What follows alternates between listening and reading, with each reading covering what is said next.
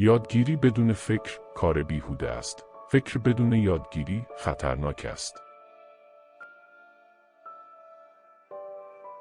حرف پشت سر کسی که همیشه به نفع خود عمل می کند زیاد است. شما نمی توانید یک کتاب را باز کنید و چیزی یاد نگیرید. وقتی واضح است که به اهداف نمی توان رسید، اهداف را تنظیم نکنید، مراحل عمل را تنظیم کنید. افراد با فضیلت غالباً با کسالتی که القا می کنند، انتقام محدودیت‌هایی را می گیرند که خودشون اعمال می کنند. وقتی خیلی عصبانی شدید، به عواقب آن فکر کنید. هرگز به مردی که نمیتواند برقصد شمشیر نده. انسان برتر قبل از اینکه حرف بزند، عمل می کند و بعد بر اساس عملش حرف می زند. فقط عاقل‌ترین و احمق‌ترین انسان‌ها هرگز تغییر نمی کنند. آنچه را که خودتان دوست ندارید، به دیگران تحمیل نکنید. میشنوم، میدانم، میبینم، یادم میآید، انجام میدهم، میفهمم. تا زمانی که متوقف نشوید، مهم نیست چقدر آهسته پیش میروید. انسان برتر در گفتار متواضع است، اما در عمل کردن از همه پیشی میگیرد. محکم، پایدار، ساده و متواضع، صفاتی که به فضیلت نزدیکند. این که ببینی چه چیزی درست است و آن را انجام ندهی، جرأت می‌خواهد یا اصول. در مواجهه با کاری که درست است، ناتمام ماندن آن کار نشان دهنده فقدان شجاعت است. هر جا رفتی با تمام وجودت برو. زیاده روی کردن به اندازه کمکاری کردن اشتباه است. کسانی که دانش یا شاد بودن آنها همیشه ثابت است، باید به طور مداوم تغییر کنند.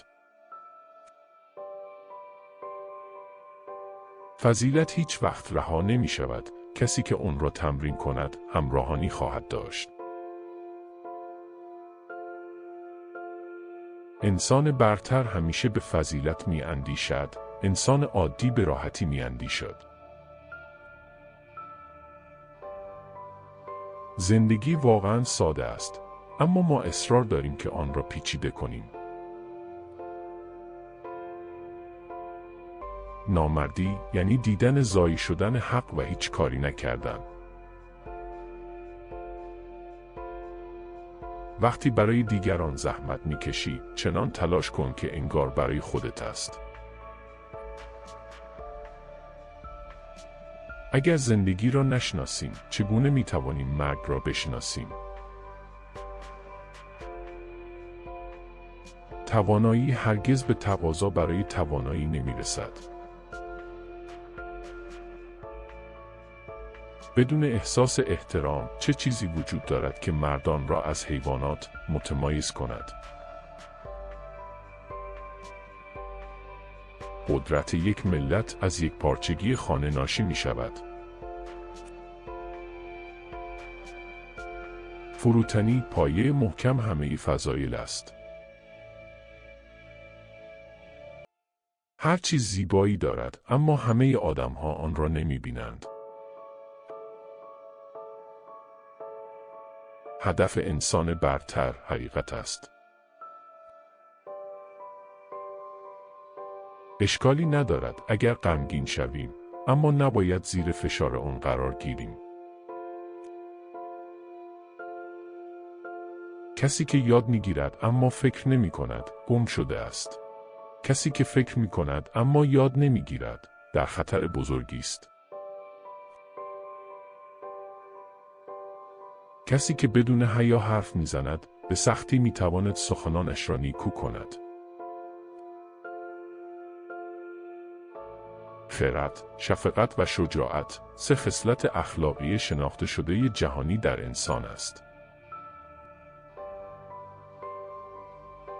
وقتی افراد با ارزش را می‌بینیم، باید به فکر برابری با آنها باشیم.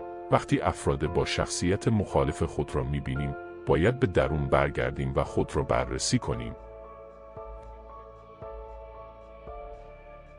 عیب‌های انسان برتر مانند خورشید و ماه است. آنها عیب‌های خود را دارند و همه آنها را می‌بینند. آنها تغییر می‌کنند و همه می‌خواهند به آنها برسند. انسان برتر حتی برای یک وعده غذا هم برخلاف فضیلت عمل نمی‌کند. در لحظه‌های عجله به آن می‌چسبد، در فصل‌های خطر به آن می‌چسبد. انسان برتر از محدودیت‌های خود مضطرب است. او از این واقعیت که مردان توانایی او را نمی‌شناسند، ناراحت نمی‌شود. در کشوری که به خوبی اداره می‌شود، فقر چیزی است که باید از آن خجالت کشید. در کشوری که بد اداره می‌شود، ثروت چیزی است که باید از آن خجالت کشید. گذشته را مطالعه کنید اگر می‌خواهید آینده را خدایی کنید. معرفت حقیقی یعنی این که بدانی چه می‌دانی و چه نمی‌دانی. بی‌اعتمادی به دوستانمان شرم‌آورتر از فریب خوردن از آنهاست.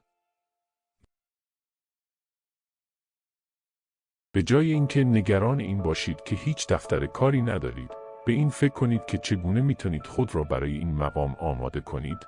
به جای اینکه نگران این باشید که شناخته نشده اید، به دنبال این باشید که لایق شناخته شدن باشید.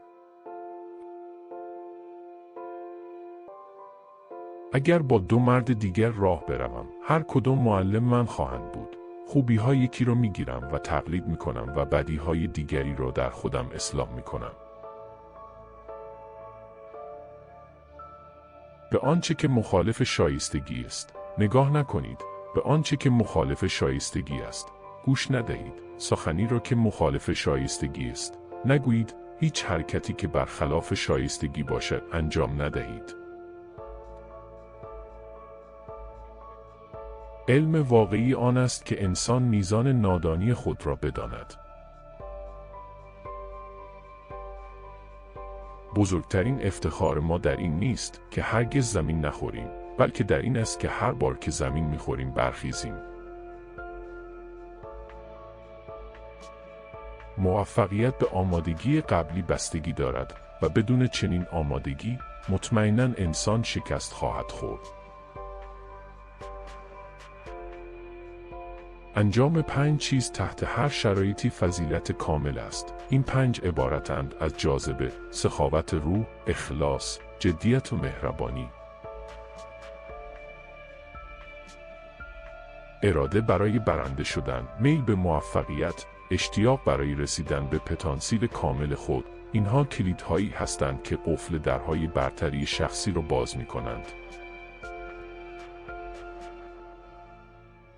با 3 شیوه می توانیم حکمت را بیاموزیم. اول با فکر کردن که شریفترین است، دوم با تقلید که آسانترین کار است و سوم با تجربه که تلخترین است. کدام نقل قول را بیشتر دوست داشتید؟ لطفاً نظر خود را در نظرات به اشتراک بگذارید. سابسکرایب کنید و فرصت کسب دانش بیشتر را از دست ندهید.